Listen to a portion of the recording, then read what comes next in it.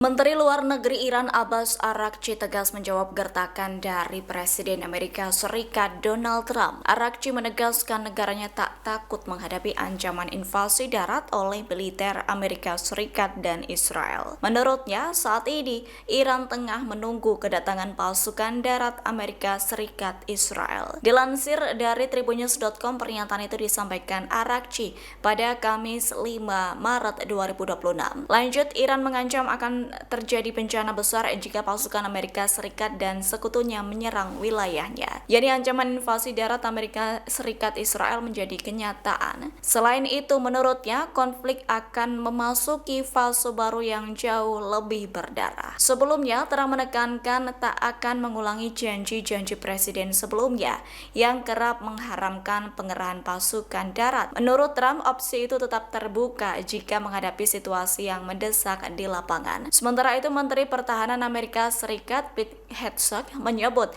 hingga kini belum ada pasukan Amerika Serikat yang masuk ke wilayah Iran. Kendati demikian, pasukan Amerika Serikat sudah disiagakan. Menurutnya, pengerahan terus dipantau demi melindungi kepentingan keamanan Amerika dan sekutunya. Dilaporkan eskalasi ini dipicu kegagalan perundingan nuklir di Jenewa pada Februari lalu.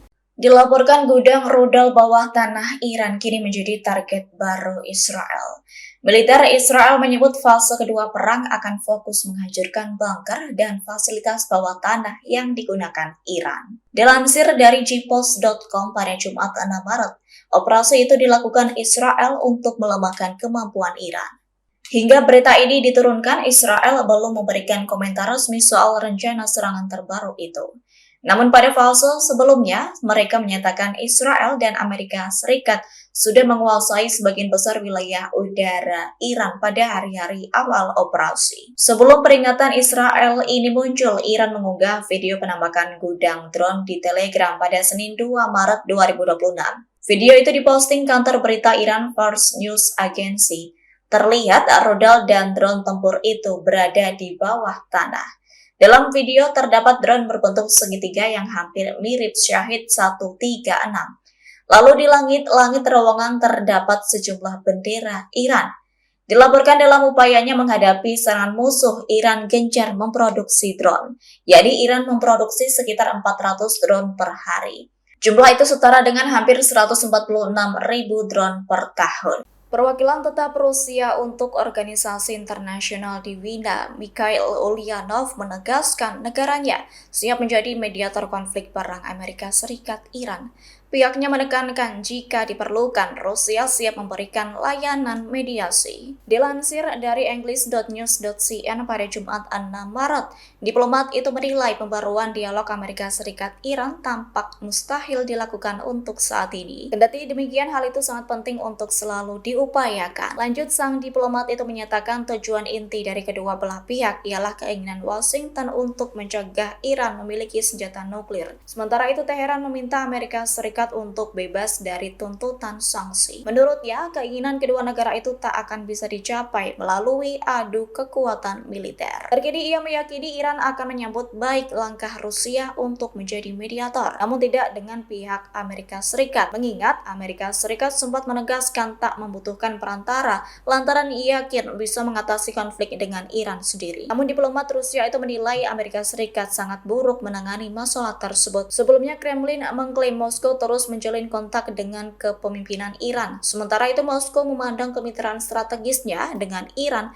sebagai hal yang sangat penting, yakni untuk mempertahankan pengaruhnya yang tersisa di Timur Tengah. Juru bicara pasukan pertahanan Israel atau IDF, Avi Devrin, menegaskan militernya berhasil menembak jatuh jet tempur Iran. Keberhasilan itu dengan mengandalkan pesawat siluman Lockheed Martin F-35 Lightning II. Dalam tayangan video yang dirilis Fiori pada Jumat 6 Maret, Devrin menyebut peristiwa itu ialah penembakan jatuh pesawat tempur berawak pertama di dunia oleh F-35. Devrin menjelaskan jet tempur Iran yang ditembak jatuh itu lepas landas dari Bandara Mehrabad di Teheran. Pesawat itu dinilai menimbulkan ancaman bagi pesawat Israel yang sedang beroperasi di wilayah tersebut. אתמול, טייס חיל האוויר מטייסת 140 הפיל מטוס קרב איראני. בהפלה הראשונה בעולם של מטוס קרב מאויש על ידי מטוס F-35. המטוס האיראני שהופל המריא משדה התעופה מהרבד שבטהרן, והיווה איום על מטוסנו. כעת אנחנו חושפים בפניכם את תיעוד ההפלה ההיסטורית בשמי טהרן. מבצע. 2, מיד מבצע.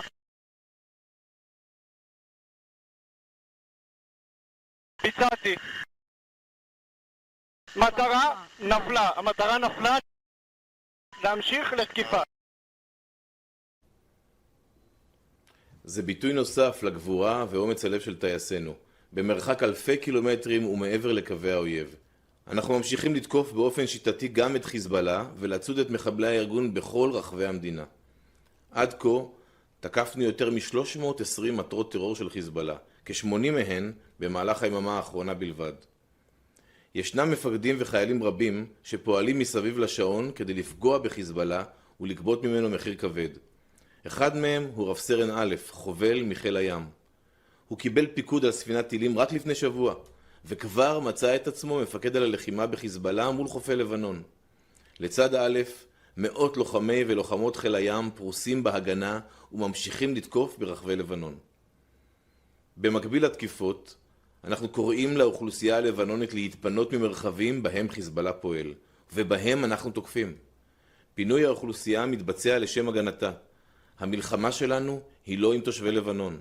אנחנו נלחמים בארגון טרור רצחני, שלוחה של איראן בלבנון, שפוגע בתושבי לבנון.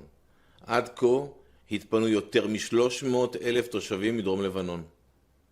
תושבי הצפון, אנחנו נחושים בפעולה מול ארגון הטרור הרצחני חיזבאללה. אנחנו מאבים את ההגנה הקדמית על היישובים ופרוסים לאורך הגבול. נשמור על ביטחונכם. אני מזכיר שיצאנו למבצע הזה כדי להסיר איום קיומי ממשי על מדינת ישראל. ומטרת המבצע היא לפגוע קשה במשטר הטרור האיראני עד שיוסר האיום הקיומי. לפגוע ולהסיר את האיום הקיומי לאורך זמן. ואנחנו ממשיכים להעמיק את הפגיעה במשטר. חשוב לי לומר שהוא מעורער כבר. הוא התערער מהפגיעה הראשונה ביום שבת בבוקר וההנהגה סוכלה.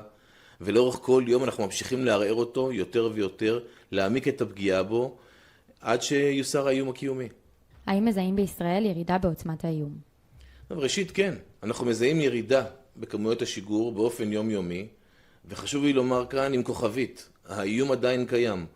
חיל האוויר שלנו, כתף אל כתף יחד עם חיל האוויר האמריקאי, עדיין פועלים בשמיים של איראן באופן כמעט חופשי. וצדים ומשמידים את המשגרים האלה. ככל שנעמיק את הפגיעה ונשמיד את המשגרים, האיום ילך ויפחת לאורך זמן, עוד יותר. שאלת מעריב. לאור המתחים המשולבים מאיראן ומלבנון, האם בישראל מזהים כיצד מתנהל התיאום ביניהם? קודם כל, לא. אין מידע מודיעיני קונקרטי שמצביע על תיאום בין חיזבאללה לבין איראן. נכון שלפעמים, ואתמול זה קרה, נורא מתח מאיראן ומתח מחיזבאללה בערך באותו זמן, וזה נראה מתואם.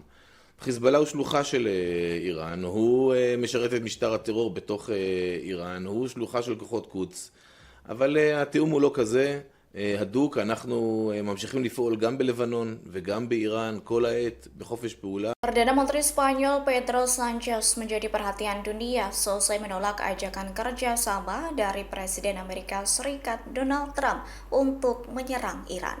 Sanchez mengingatkan pengalaman masa lalu saat perang di Timur Tengah justru hanya membawa penderitaan. Peringatan itu disampaikan Sanchez melalui cuitannya di media sosial X pada Rabu 4 Maret. Sebagai informasi, Sanchez dikenal sebagai dosen ekonomi. Pihaknya juga memiliki panggilan akrab Pedro El Guapo yang artinya Pedro si tampan. Sanchez semakin sempat menjadi perhatian dunia lantaran menyerukan Israel dikeluarkan dari kompetisi olahraga internasional. Desakan itu muncul karena Israel bertindak brutal di Gaza. Dilaporkan Pedro Sanchez adalah pemimpin sosialis yang menjabat sebagai Perdana Menteri ke-7 Spanyol sejak 2018 lalu. Pria berusia 46 tahun itu ialah kepala partai oposisi terbesar di Spanyol yakni PSOE. Diketahui PSOE sempat kalah telak dalam pemilihan parlemen pada 2015. Atas hal itu, upayanya untuk menjadi Perdana Menteri untuk tahun berikutnya gagal. Lantas, masa depan politik Sanchez terlihat tidak begitu cerah. Namun, kebangkitan politik Sanchez secara cepat pulih sejak dirinya